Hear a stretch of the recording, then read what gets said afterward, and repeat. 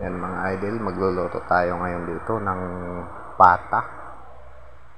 Ang gawin natin dito ay adobo natin sa gata. Yan. Adobo natin yan sa gata para mas masarap. Ang masarap na ang adobo, mas masarap yan kasi may gata pa eh. Yan. Ginayat ko uli yung pinagayat na kasi yan doon sa palengke, tapos ginayat ko pa uli gawa nung malalaki pa masyado yung iba. Ayan, nugasan ko lang ng maigi para hindi masyado yung dugo niya maalis talaga.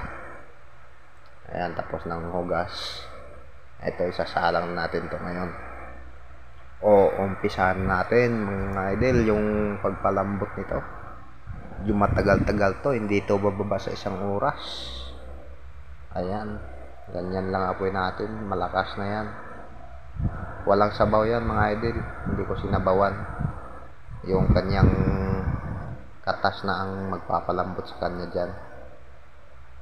Ayan. At dito nga nalagyan ko na yan ng mga rekado, luya, mga kung ano-ano, sibuyas, bawang, paminta, toyo, suka, sili, meron na yan mga idol, mga maliksarap. Ayan, hindi ko na nabidyohan kanina. At ito yung gata na gagamitin natin, 5 gata yan. Ayan, tuyo na, kaya ilalagay na natin yan. Ayan, ilalagay na natin isa-isa. Nalagyan ko na yan kanina ng kaya malambot na yan. Yung pangalawang gata natuyo na, kaya ito na yung unang gata, ito yung pinakapuro kumbaga. Yan na yung pang finishing natin. Ayan, tapos nyan palambutin natin ulit, hintayin natin medyo matuyo-tuyo para suabe, quality ang lasa.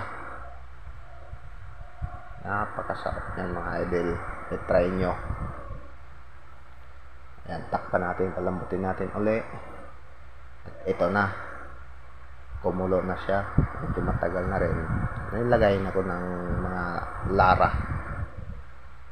isa sa sekreto din yan, pampabango at pampasarap na rin. At ayan mga idol, may sili pa yan luto na. At ayan, kumain na kami, tuwa yung bata ayan happy sila, happy. Siyempre ako nagluluto dyan mga idol, medyo ika nga nila pagka ikaw nagluto hindi masyado gaganahan ikaw sa pagkain, pero masarap talaga yan idol. Kain po.